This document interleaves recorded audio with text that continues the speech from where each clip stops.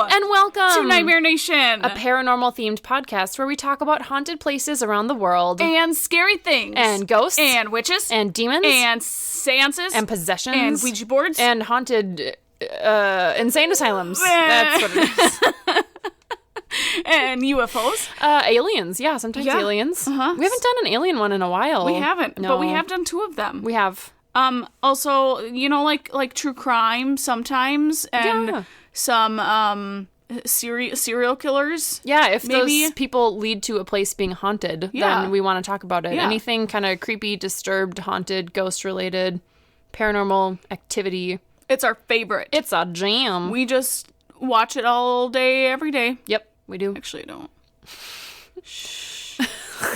What? Are you telling me you don't fall asleep to horror movies every night? Our friendship is a lie. I would have terrible nightmares. I have noticed. I would do that. So this is like how nerdy I am, and you might know this about me, but I really enjoy watching like YouTube gamers play scary video games, and I've been getting on a kick where I watch it like as I'm going to bed, which is bad. I should probably like read or do something calming before bed, but instead I'm watching gamers play horror video games, and then I have weird ass fucking dreams because I'm like, oh my god, your brain is just on hyper alert of everything that's going on. I know, and I'm like, terrible. I'm literally so there's very few horror games that have genuinely scared me, but there is one called The Evil Within, which like once you get past a certain point it's more action based than horror, but the beginning is very scary, and I literally started having nightmares.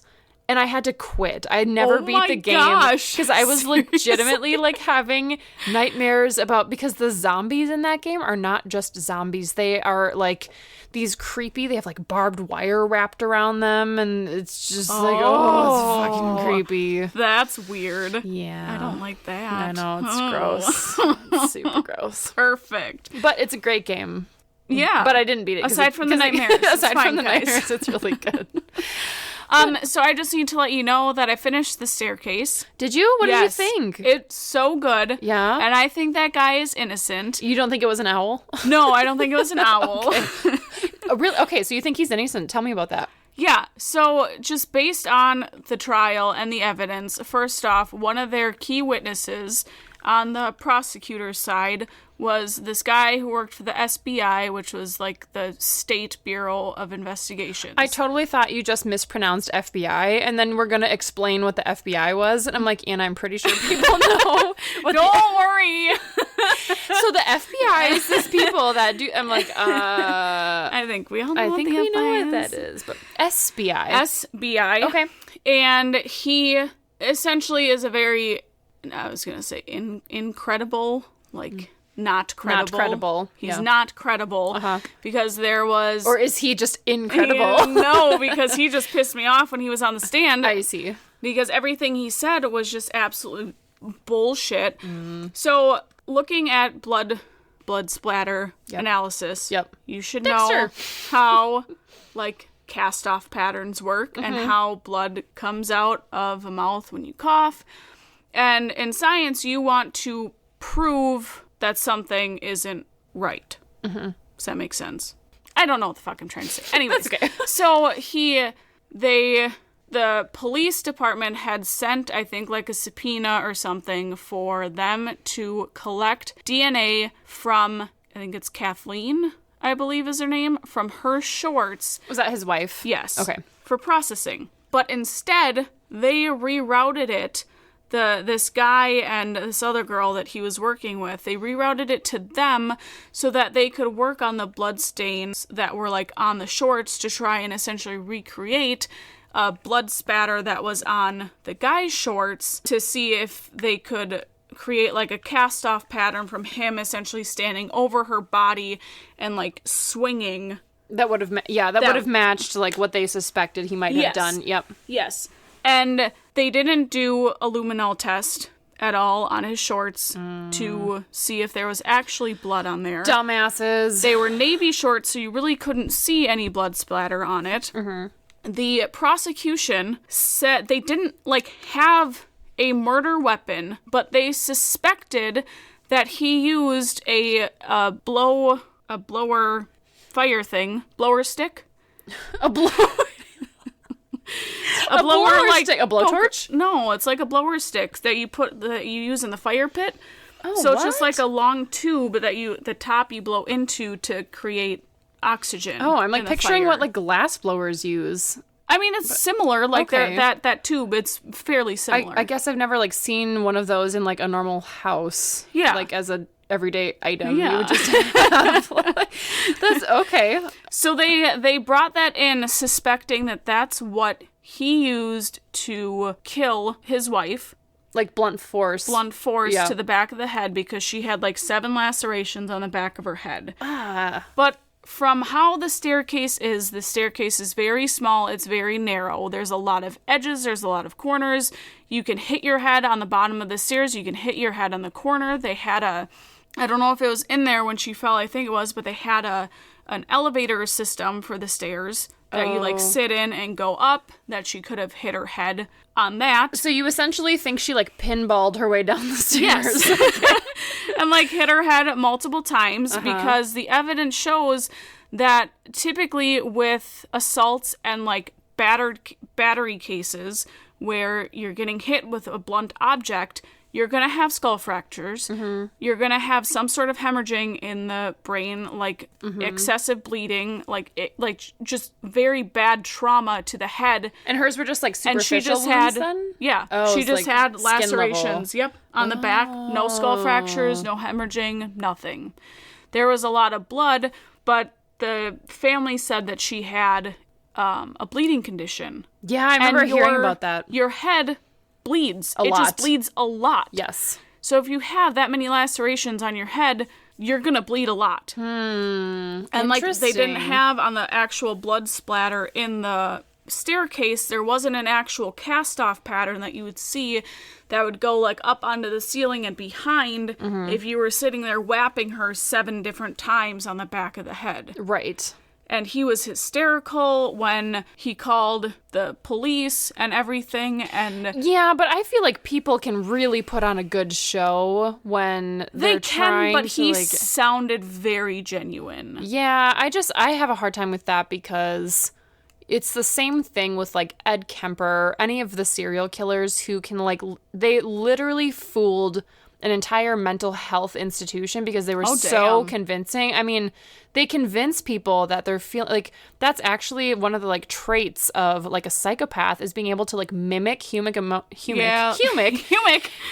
emotions so well that you fit into society. And so so many people go undiagnosed is because they're able to, they're not actually feeling the emotions. They just get really good at mimicking what's going on around them because that's how they're like, well, this is how everyone else is feeling. So they become essentially practiced like con artists. That's kind of a negative term, but like they essentially get really good at mimicking what the correct response would be in a situation. Yeah. So I'm a little bit skeptical of just like the emotion piece. And that because on the other side, you have people whose spouses have been like murdered in a horrible way and they don't react at all. And they're like, that's really suspicious. Why aren't you falling apart and being super over the top emotional? And then they prove beyond a shadow of a doubt that they're innocent. They just like react differently and are like not processing it in the way that people expect them to. So I struggle a little bit with that one, but now I want to watch this documentary. You need to, and we can talk about it because everything that the prosecution was trying to claim he did just makes absolutely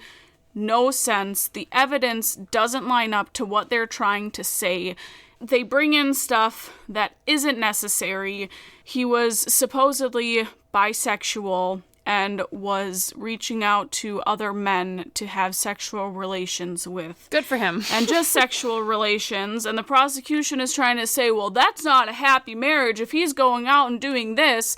But she knew about it. And if you're not in that marriage, it's don't know. It's none of your business. Exactly. You don't know if she was fine with it. Or maybe she didn't like it, but that was just like...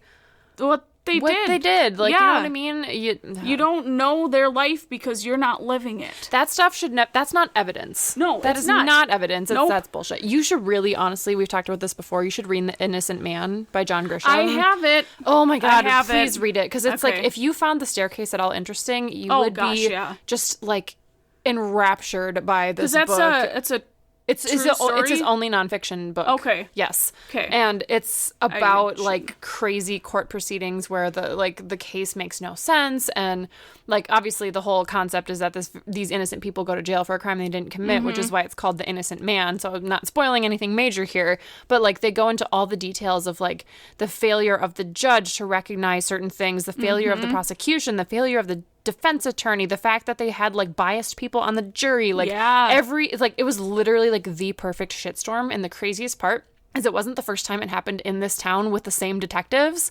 They go into like, he uses it as kind of like a subplot, but he talks about other cases from the same town with the same police force and the same detectives falsely imprisoning and getting a false conviction. Is that what you call it? Where they were falsely convicted of a murder that they never committed, and it's the same freaking town with the same people. That's crazy. Like all this stuff comes up where they realize at the end that like these things happened a certain way because someone had an inside connection with the cops, and it's fascinating story. And I'll have to read that. You would love it. Yes. So, but it's like, it really makes me have no faith in our judicial system. I know. Looking at how this guy was treated, and it just, you like to think that it's the very rare exception, but how can you prove that it is the rare exception? You don't know. Like, it's right. So there's this fascinating group called the Innocence Project that I think if like in another life I didn't have to worry about like really earning money and could work for a nonprofit, working for them would be really fascinating because their whole mission is dedicated to helping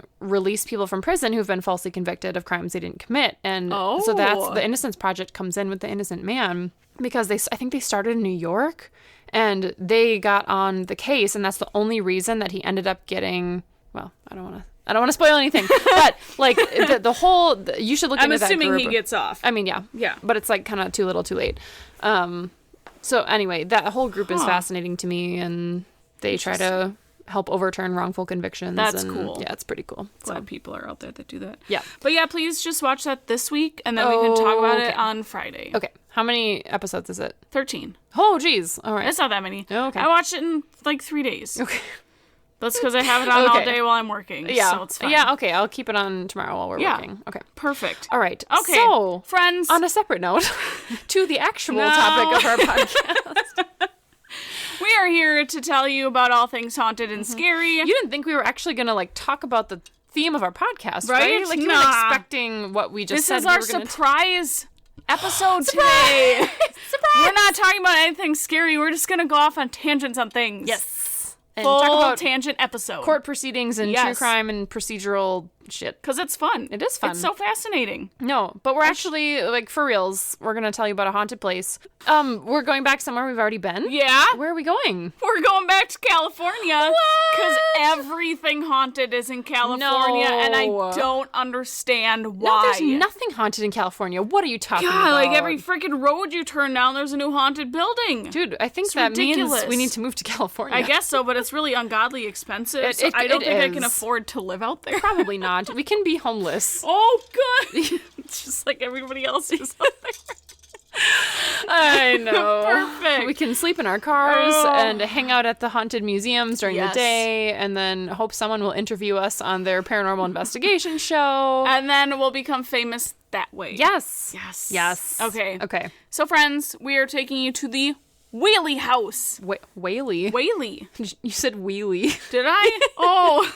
At least it sounded like the Whaley House. The Whaley, Whaley. Like whales. Whales. Like there's lots of whales there. There's so many whaley. whales.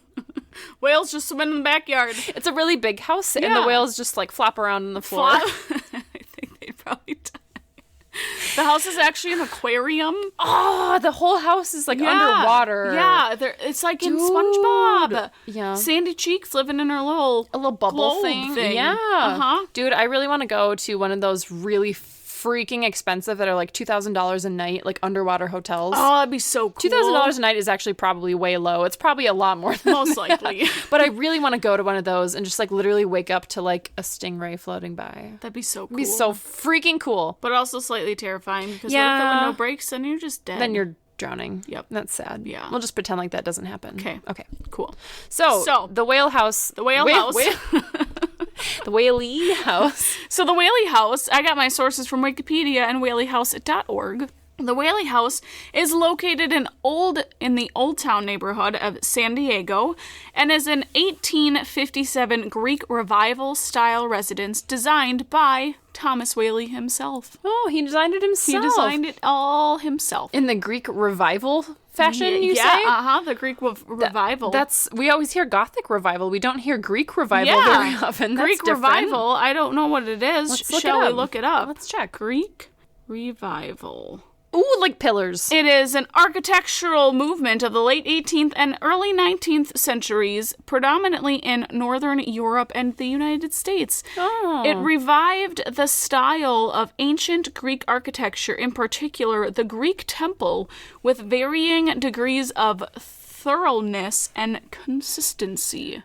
So I'm seeing pictures of, like, pillars. Yeah, big like pillars. They kind of remind me of, like, the White House. Yeah, I was going to say they remind me of kind of like the plantation homes in the South. Yeah, okay. Yep. Mm-hmm. Cool. So, that's what that is. Now you know. Yeah, it's really fancy. Even though you couldn't see the pictures. No, it's fine. Now I know. Exactly.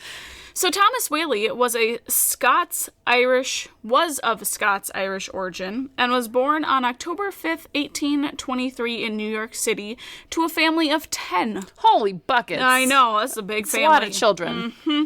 During the California Gold Rush, Thomas traveled to San Francisco and established his own store, erected a 2-story residence near the bay, and rented out wordless edifice. What? Forgot to look that up. That's okay. I don't know what it is. All right. But he did that. But he did that thing that we don't know what it is. There it is. Yep. So then 2 years later, he traveled back to New York to marry Anna Eloise Anna! Oh my God. Delaney. Hi, I'm Annie. Hey, I'm Anna. I don't think we've introduced ourselves in like 4 episodes. Probably not. Okay, cool. But I mean, we're almost on episode 50, so you guys should probably get it together, know who we are. you guys. Oh my God, next month is our 1-year anniversary. I mean, there are times though when I'm listening to us and I don't know who's talking. Really? Yes. I can always tell the difference. There have been a couple times where I'm like, is that me? Sometimes I feel like when we're laughing, I'm not sure. Yeah. But when we're talking, I feel like I can always tell. So that same year, they traveled back to San Diego to start their life. Aww. They ended up having 6 children. That's still too many kids. They just had really big families. That's back better then. than 10, but 6 is a 6 lot. is a lot. Okay. My mom was 7. Really? Dad is 5. Your mom was 7? Mm-hmm. I guess 7. Anders 6 or 7. Anders' parents both. So Anders' mom has 4 sisters, and his dad has 4 brothers. Oh, that's weird. It's super weird. And so, like, as a kid, he said he was really confused as to like why all of his aunts and uncles weren't like married to each other, because there's 5 on each side, and my parents are married. Why didn't they all marry? He like didn't get that wasn't a thing. Oh, Anders, that's cute. Yeah, I was like, what are the chances that you have 5 girls and then 5 boys, and they end up getting married? That's crazy. Yeah, it's pretty crazy. That's weird. Yeah. So yeah, they had 6 children: Francis Hinton, Thomas Whaley Jr., Anna Amelia, which I love that. That's so cute. Aw. George Hay Ringgold, Violet Eloise, and I think it's Corinne Lillian. Unfortunately, little Thomas Whaley Jr. suffered from scarlet fever and died January of 1858 at 18 months. 18 months, the baby. He was just so little. That's so sad. And then, unfortunately, Violet, she ended up committing suicide in August of 1885. So she had married a man named George T. Bertolazzi. Oh. 2 weeks into their marriage, while the couple was traveling back east from their honeymoon, Violet woke one morning to find her husband gone. George turned out to be a con artist, and he only married her for the substantial dowry he believed he would collect upon marriage. Oh, what a dick. Right? What a dick. A little asshole. So, because of this, Violet was shunned by the polite society because she arrived home without her husband and without being chaperoned. Oh, fuck y'all. And during that time, a female could not walk around by herself. Oh, yeah, right. She had to be chaperoned. Therefore, she should be shunned because she was walking alone. Because her husband just left her. Okay. Yep. Shame on you, you stupid lady. Like, Gosh. what the fuck? I'm so glad we're not born during those times.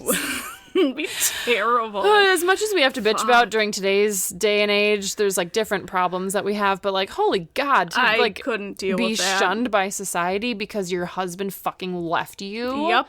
Instead of being like, oh wow, that I'm really so sucks sorry. that like you got married to who you thought was the man of your dreams. Turned out he was a money hungry dickhole. Yep. And then he left. Wow, what can I do to help? Can I bring you a casserole? Like, fuck you guys. Nope. Shun you to death, essentially. To death.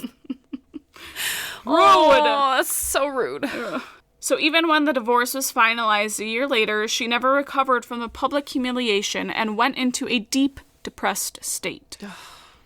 Corinne was engaged at the time of her sister's suicide, but her fiancé broke off the engagement due to the scandal it raised. What the fuck is wrong with these Right? people? Jesus fucking Christ. Yeah. Like, let me just quick abandon you right when you need me the most. Like, oh, your sister committed suicide? Like, What? I can't handle that. I can't. That's too much drama for my life. I'm gonna go. Like, Yep. What?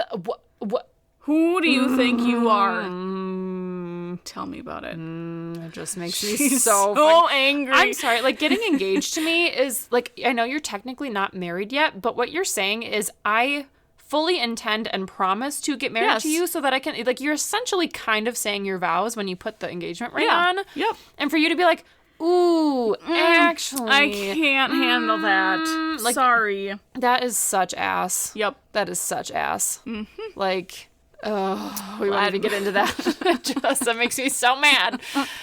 Glad we didn't grow up during that time period. Yep. So then construction began on the house on May 6th of 1856 and was completed in 1857 at the cost of more than $10,000. Oh, only 10,000. Only 10,000. Okay. But I mean, you know, in the 1800s, I mean, at the that's time, probably like a lot. I know. It's like around. chunk change today. Yeah. It's funny. So the property the house sits on was also the location of the site of the hanging of the infamous Yankee Jim Robinson.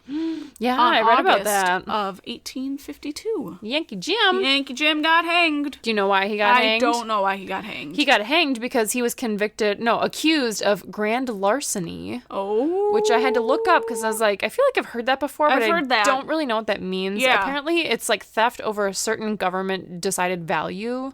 And I think it varies by state, I think. Oh. So I think like it's supposed to be some large amount of money. I think he tried to steal a boat.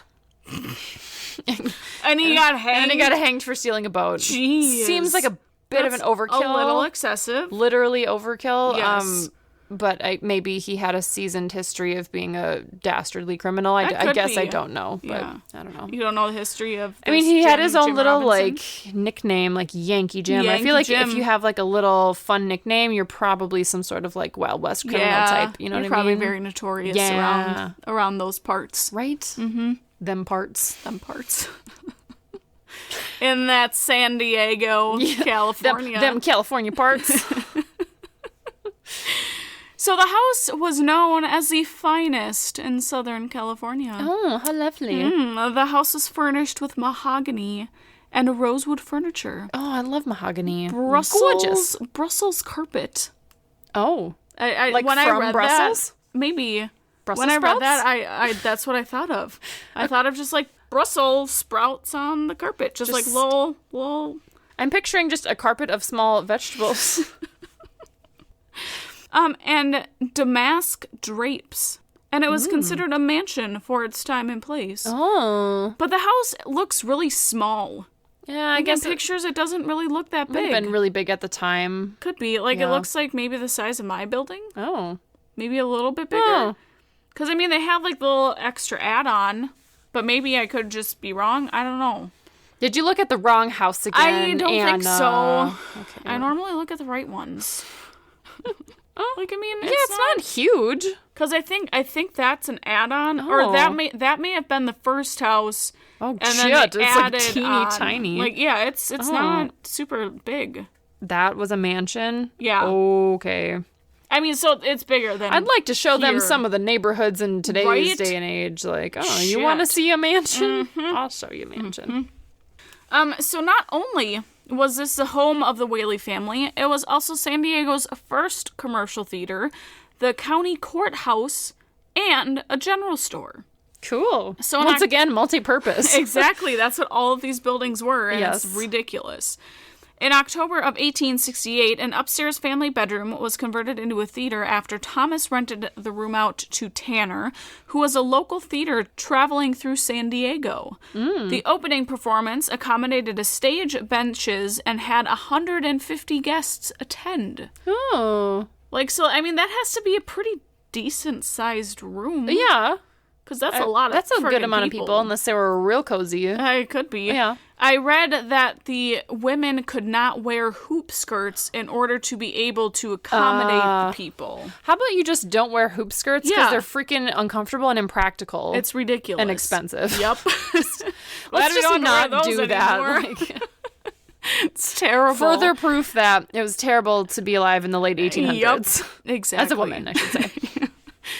But Tanner, unfortunately, died 17 days after opening. Oh. And his little troupe was disbanded by the end of January of 1869. What a bummer. I know. But then it was converted into the county courthouse in 1869. Yes, of Don't course you it worry. was.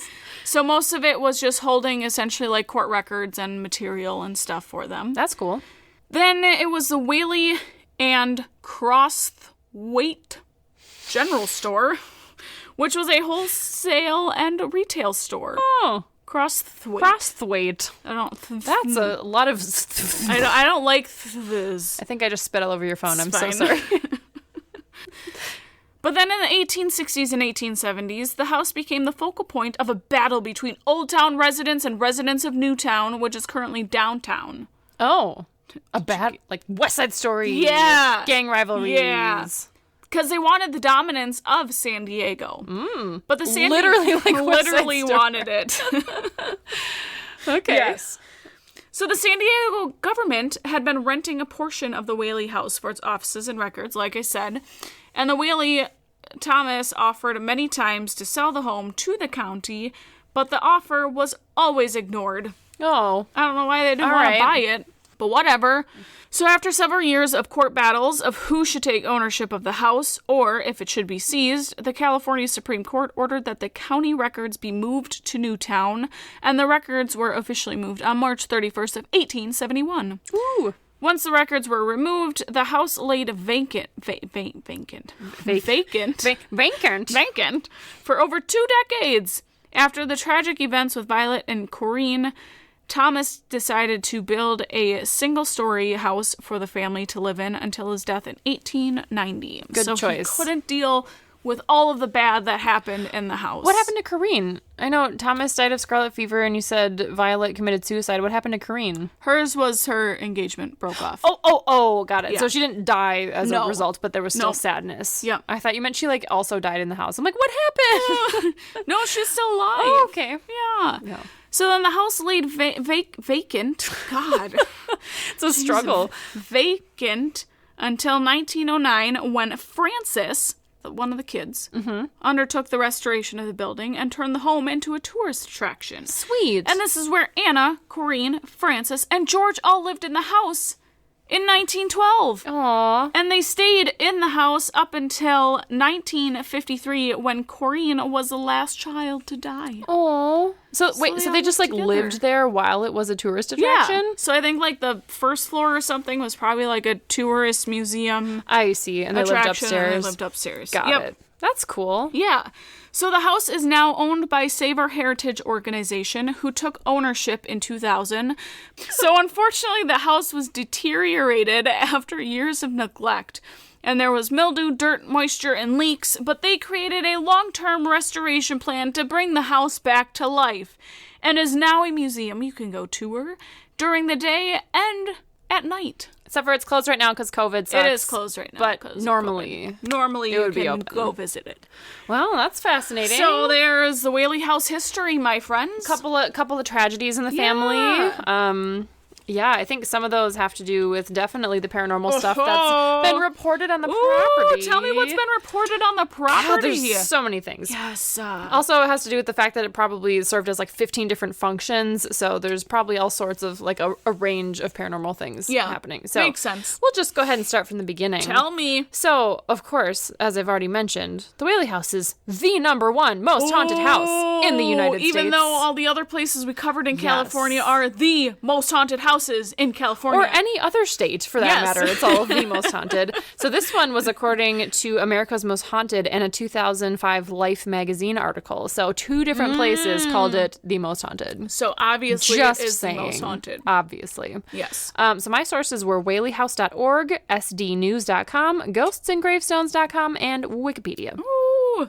So, hauntings at the home have been reported on numerous paranormal investigative shows, such as our favorite Ghost Adventures. Yes. As well as travel shows and news segments, and has been written up in countless publications and books since the house opened as a museum in the 1960s. Cool. Reports of hauntings go as far back as the 19th century, so back in the 1800s when it was first built, which I think is cool. Really? Because there's actual documented stuff that's been happening basically throughout the duration of the home's existence, not just like that's really as of cool. 1990 when people started caring about this stuff. Right. So, yeah, a lot of really old stories. That's awesome. So the earliest documented ghost at the Whaley House is that of Yankee Jim. Oh, Yankee Jim's there! Yeah, Aww. which his full name actually was James Santiago Robinson. Ooh. Which is a lot fancier sounding than Yankee Jim. Who was convicted of his attempted grand larceny in San Diego in 1852. So like you mentioned, he was hanged on a gallows off the back of a wagon on the property, which I didn't realize that, which is... I'm having a hard time even like picturing that in my head. Like that must have been a tall wagon. That's a very tall wagon.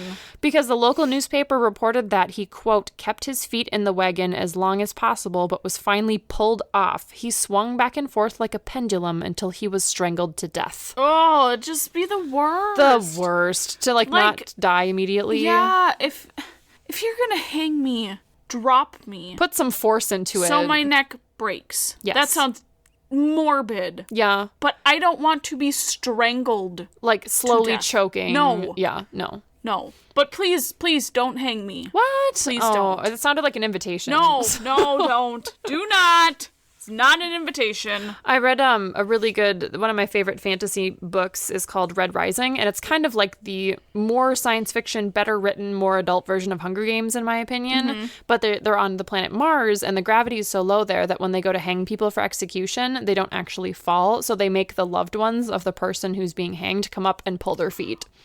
So their neck actually snaps. Oh, no. Yeah. Fuck that. Yeah. I feel like that's even worse. Yeah. It's no good.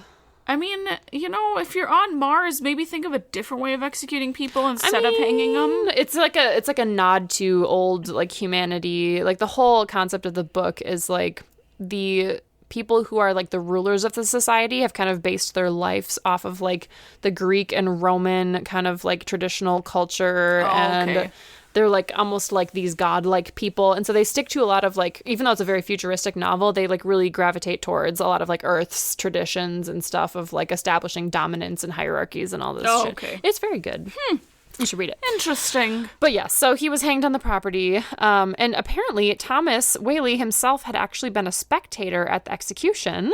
Oh. And bought the home anyway, obviously. Oh, well. So he was like, I don't really care that someone was hung on my property. It's cool. Whatever. So, according to the San Diego Union, which was, I think, a local newspaper, quote, soon after the couple and their children moved in, heavy footsteps were heard moving about the house. Oh! Whaley described them as sounding as though they were made by the boots of a large man. Finally, he came to the conclusion that these unexplained footfalls were made by Yankee Jim Robinson. Yep. He's just clomping around the house. Walking around the house. Yep. Can't kill me, bitches. Nope. I won't stay dead. I'll come get you. Coming at you in the afterlife. A visitor to the museum in 1962 mentioned that, quote, the ghost of Yankee Jim had driven her family from their visit there more than 60 years earlier. Oh. And that her mother was unnerved by the phantom walking noise and the strange way the windows unlatched and flew up. So they believed... How the hell does that happen? I don't know. Whoa. So that's intense. They thought it was Yankee Jim. being all aggressive. Messing with the windows. Yep. Jeez. Numerous members of the Whaley family have also been reported to haunt the house, and many visitors to the house have reported encountering Thomas Whaley himself. So, a woman named June Reading, who is a former curator of the museum, said, quote, "We had a little girl, perhaps 5 or 6 years old, who waved to a man she said was standing in the parlor. Fucking kids. We couldn't see him, but often children's sensitivity is greater than that of adults." I will always believe my children if they tell me they saw someone in my room. Yep. I would rather err on the side of caution. Yes. And not pretend like it's just their imaginary friend. Yep. I've seen it too many times in horror movies. And Kids can see things because they're more accepting and they haven't gone through the social norms that adults have to think that it's unacceptable. Right. And their brains are just like more open to things and they have better imaginations, just more susceptible. So many adults, though, have also reported seeing the apparition of Mr. Whaley, usually on the upper landing of the home. One said that he was, quote, clad in frock, coat, and pantaloons. These strangest sentences. It was like, we're coming out of the 1800s right there. I wrote it down as it was written, and I had to read it a couple times. I'm like, clad in frock, coat, and pantaloons. I'm picturing the poofy white pajama undergarment type shit, and I'm like, pantaloons. God, they had great style back then. God, we just need to bring back pantaloons as a style. That and we were going to bring back the bonnet, right? Yes. Yeah, we'll bring back pantaloons too. Oh, we are going to look so good. So good. Can we wear that for Halloween this year? year? Oh my God. And no one else will get it. Exactly. We'll be like, you haven't listened to our podcast. You should go listen to it now.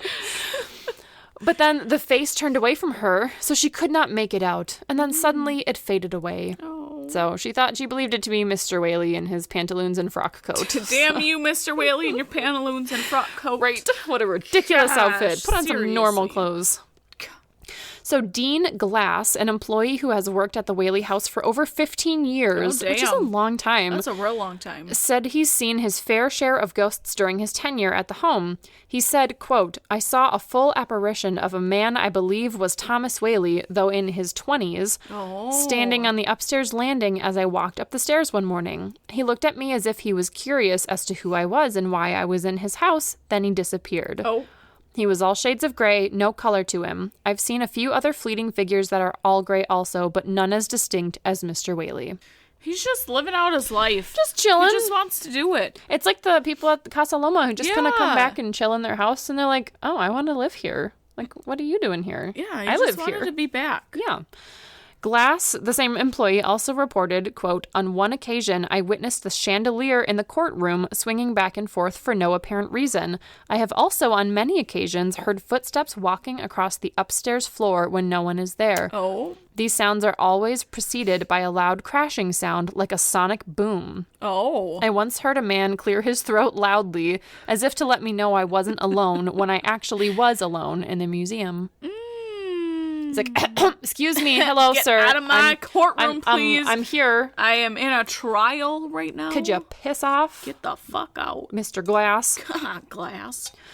Not surprisingly, the ghost of Anna Whaley has also been reported to be seen in the house, usually in the downstairs rooms or in the garden. So in 1964, Mrs. Whaley's floating, drifting spirit appeared to television personality Regis Philbin. Oh, Regis Philbin!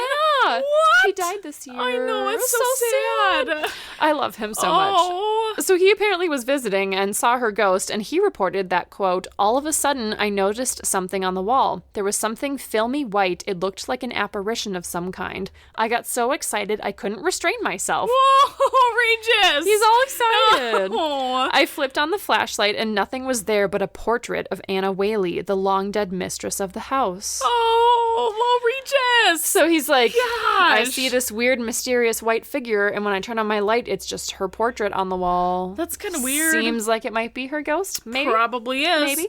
Yeah. Others also report smelling the aroma of French perfume, which was Anna's signature scent before she died. It's always perfume. It always is. It's always I always just think of a super rich floral. Very floral. Yes, that was how it was described. So, yeah. That's what it always is. Yep, that was true in the Tower of London too. They reported that. Remember, people were so overwhelmed by the smell that they would vomit. Yeah. It was that strong. Yeah. Yeah, perfume. No. Something with ghosts and smells. I guess so. They like smelly stuff. Rotten meat They just from the chandelier. delicious. It's my kind of smell. Yeah. Nope. So others have also reported seeing the ghost of baby Thomas, who, like you said, had been the first to pass away in the family, and many who have visited the home have seen him. So visitors have reported hearing tiny footsteps, the sounds of him crying, and even giggling when no one was in sight. Could you imagine hearing just a little baby giggle? Oh, Little that'd be so toddler cute and bopping around. Slightly terrifying. I know. And how sad. I hope he's a happy ghost baby. I mean, he sounds like it. If Yeah, he's he's giggling. giggling. And just running around with his little feet. Yeah. With his little footies. Little baby shoes. God, I love baby shoes. Oh my god, they're the cutest things ever. And little socks. And this Yes! freaking big. Oh my god. Oh, so cute. So Especially cute. little boys' shoes. I They're little moccasins or little tennis shoes. And I'm just oh, it's the size of my toe. So baby. And the little boots for the girls. The Yes! little baby kid fashion boots. I'm God, you're an infant and you have fashion boots It's already. the cutest thing So ever. cute. Gosh. So others in the house report seeing a young woman lingering on the second floor of the house who is believed to be Violet. So she seems to stay close to the second floor where she spent much of her time after her divorce before she committed suicide. It is said that the areas within the home become quite cold and her presence is felt throughout. Ooh. People are just yep, that's Violet. There she is. There she is. She probably has a very sad Demeanor. feeling Yeah. around her. Oh, yeah, that assume. kind of weighty emotion feeling that people get when they step into a haunted place and just Yeah. feel that kind of melancholy, unsettling. Yeah. Poor Violet. So other visitors have described seeing or sensing the presence of a woman in the courtroom. Now, this is very specific. I have no idea how credible this is, but one visitor said, quote, I see a small figure of a woman who has a swarthy complexion. Swarthy? Swarthy! The fuck does that mean? And so apparently swarthy is just very tan skinned, dark complexion, and it's often used to describe people who are kind of big and burly, tough guys who are swarthy and dark and handsome, and tall, dark, and handsome is kind of what that means. That's very specific. But she's talking about a woman, so she apparently just Ooh, has we got a husky woman. a swarthy woman. Oh. She is wearing a long full skirt reaching to the floor. The skirt appears to be calico or gingham. Gingham, you say. Gingham. Gingham. I don't know what that word means. Some type of pattern. Small print. Okay. She has a kind of cap on her head, dark hair, and eyes. Duh. Oh, she does, does she? And she is wearing Oh. gold hoops in her pierced ears. She seems to stay in this room. Lives here, I gather. Okay. I don't fucking think so. Or it was just a freaking lady with a big skirt and earrings visiting the museum. Right? I was I don't... You're getting a little too specific now to be credible. Very specific. None of the other ghosts in the other 43 episodes we've done have had anything to do with any of that. They're typically white or black. That's misty about it. figures, white or black, Yeah. very generic. Yes. Maybe a hair color, but not But her ears pierced. She had her ears pierced and she was wearing a Gold calico hoops. printed skirt. So it's probably just a person. Yes. But so, and the article I read even said none of the Whaleys fit this description. But the house was rented out to numerous tenants over the year, and it could be that this mysterious patterned dark-skinned woman was the ghost of one of the former tenants. No one really knows. I call bullshit. I'm calling bullshit on that one. Some of the more generic paranormal activity has been reported in the house, such as unusual mists, lights turning on and off by themselves, crystals in the music room's lamp swinging without any clear cause, so the little danglies in the lamps wiggling around, curtains moving even though all of the windows were shut, cold spots, the appearance and disappearance of vague shadowy figures, and finally the sounds of children running up and down the stairs. Oh, they're just trying to have fun. The little Whaley kids. Little babies. Little babes. Oh. This one is super interesting. So a parapsychologist, which we just talked about Yeah! parapsychology. Was it last episode? I think so. So a parapsychologist once reported that he saw a spotted dog like a fox terrier that ran down the hall with his ears flapping into the dining room. Oh. He said that the dog was an apparition. I don't know how he knew, other than if he was some sort of psychic or medium and could like feel that the dog was not a real dog. Right. Why there would be a random ass real living dog running down the hallway in the museum, I don't know. So it could be an apparition. But apparently when the Whaleys lived in the house, they owned a terrier named Dolly Varden and kind of matched the description. Like Dolly Parton. Kind of, but Varden instead of Parton. Oh. That's interesting. It is interesting. I really love animal ghosts. They're so cool. Because it confirms that they have spirits. Yeah. Which I always believe to be true, but animals are practically like people. They basically just can't communicate with us. They love you. I love my kitty babies so much. I'm love all obsessed my with my animals. Oh my God. They're I literally, just the greatest. I just sit and hold Lucy and I'm like, oh my God, when you die, I'm going to be so sad. I'm thinking about that too. Like, oh, don't leave And I'm like, me. she's only 5. She's got like another at least 10 years in her. But I'm Yep. like, you can't leave me. I'm going to be so sad when you die. Oh, that's how much of a lunatic I am. I'm the same way. It's fine. Yeah. So interestingly, some of the most famous legends about the house are actually not true according to historians and employees who have worked there. So there was this famous story about a little Washburn girl, so I think her family name was Washburn, who was supposedly killed in the backyard when she ran into a low-hanging clothesline, which would be so just got fucking clotheslined. awful. Like literally clotheslined to death. But terrible. apparently that never happened.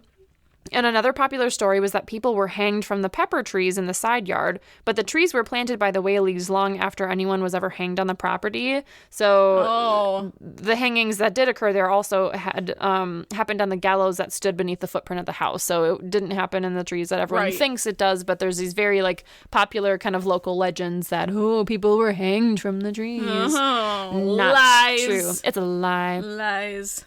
So those are the hauntings of the Whaley House. Holy buckets, Batman. Yeah, but generally happy hauntings. They're not like vicious spirits. They're just kind of chilling. That's awesome. Chilling in the house. Little babies. Little babes. Oh. So, Well, friends, that is the Whaley House. Tell me about our next segment, Anna. Oh, our next segment, your favorite segment. Craft Cocktail Cult. Craft Cult Cocktail. No. Craft Cocktail Cult. Well, actually, it's the Craft Cult Cocktail for our Craft Cocktail Cult. Oh, yeah.